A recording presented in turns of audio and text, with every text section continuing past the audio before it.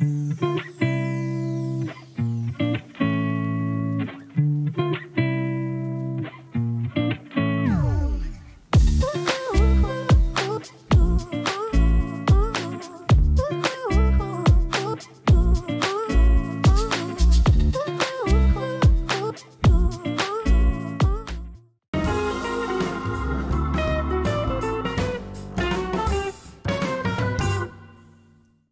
天我们来到位在香港岛的铜锣湾以及中环地区，会介绍一些景点跟美食餐厅。首先，我们先搭地铁来到铜锣湾站。穿梭在香港岛的叮叮车已经有100多年的历史了，这个也是最经济实惠的一个交通工具。如果你们来到香港，不妨可以坐坐看这种有特色的双层电车。我们第一站来到的是渣甸坊市集，这条是铜锣湾的行人专用街道，也是香港岛最著名的露天市集之一。据说这条街道的名称源自于怡和洋行创办人威廉渣甸，所以它的这个市集叫做渣甸坊市集。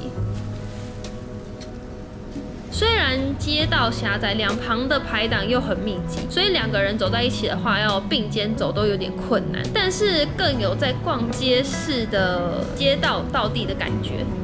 这边的营业时间是从早上的10点到晚上的10点，但实际大概要在中午以后才会比较有多的摊贩出来。所以如果你要逛的话，建议你挑下午的时段会比较好逛一点。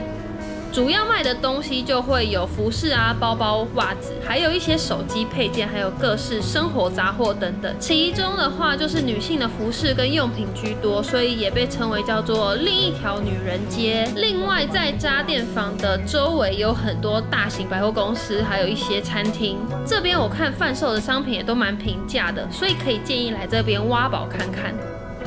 就在渣甸坊旁边的 Pie and Tart 是一间连锁的蛋挞店，除了有贩售各种口味的蛋挞，还有卖一些面包。热腾腾的蛋挞中间是会流心的，吃起来的奶香味非常浓郁，我觉得蛮好吃的。接着就可以前往怡和五炮了，要过去对面的岸边，要走地下的人行通道，入口很难找。后来我就跟着当地人才知道要怎么走这边。然后因为这一个炮台是怡和洋行的，所以才被称作为怡和五炮。以前一开始会设置这个炮台，是因为有海盗的侵扰。后来只要有大人物抵达或是离开香港的时候，都会鸣放礼炮以示敬意。然后鸣炮以前会摇铃8次，表示上午的工作时间结束了。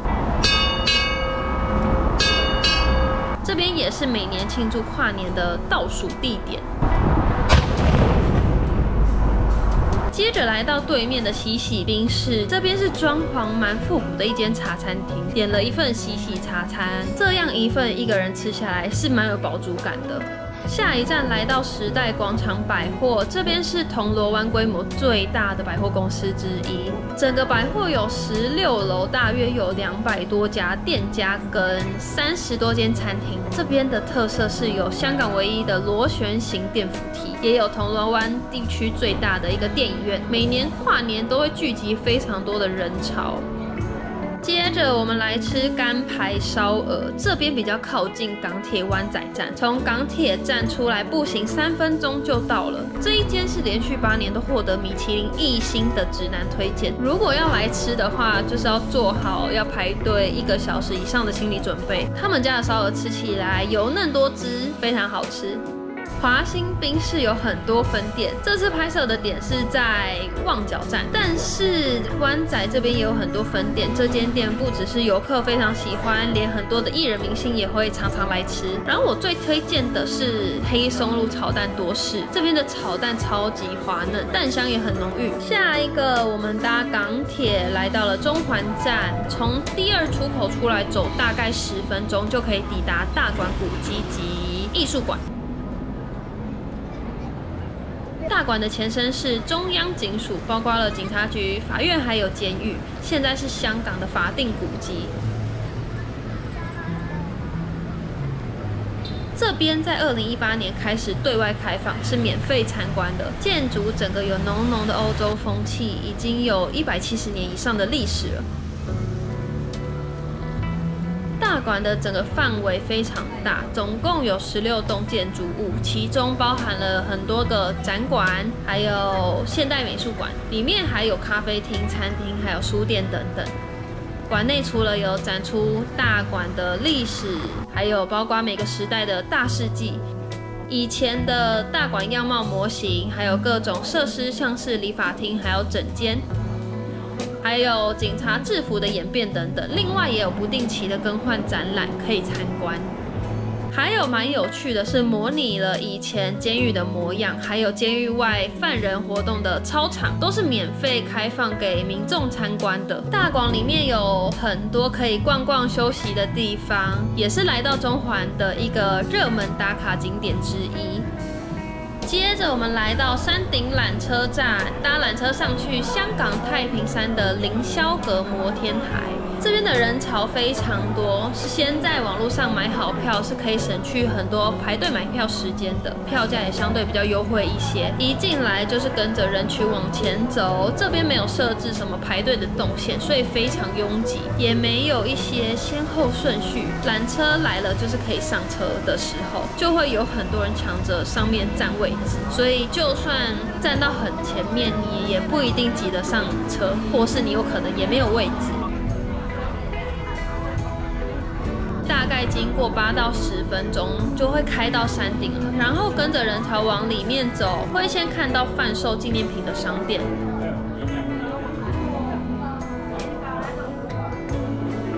然后另外还有一些餐厅。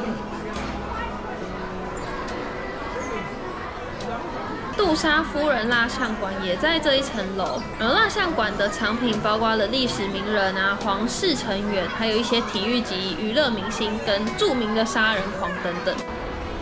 接着我们搭手扶梯上来，就会来到凌霄阁摩天台的售票台，然后我们已经买好票的话，就可以直接上楼，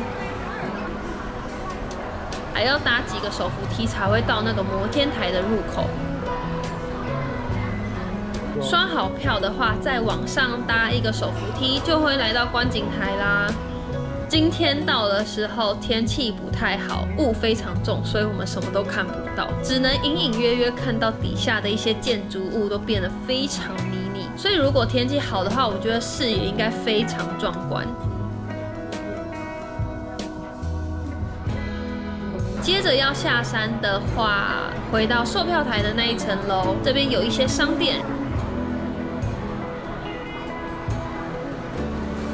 然后出去这个玻璃门的对面就是一个山顶广场，是一个购物中心，主要还有一些餐厅。下山的人潮也是一样非常多，排队的时间也就比较长一些。最后一站，我们来到兰桂坊。兰桂坊是香港夜生活最热闹的地方，在19世纪洋人聚集的一个地方。这边的街道两边都聚集了非常多的餐厅跟酒吧，还有夜店。在第2次世界大战之前，不少的小商摊贩聚集在这边，形成了一个长方形的区域。里面有90多家酒吧，还有餐厅、夜店，从休闲酒吧到高级的隐秘式酒吧都有。很多上班族都会在下班之后来到兰桂坊这边放松。然后最酷的是，在每年万圣节的时候，也会不定期的举办一些活动，市民跟游客都会装扮成不同的人物，一起来到兰桂坊庆祝万圣节。这集的影片就到这边，我们的资讯都会放在下面资讯栏，我们下周见。最后记得订阅、按赞、分享、留言、开启小铃铛，我们下次见。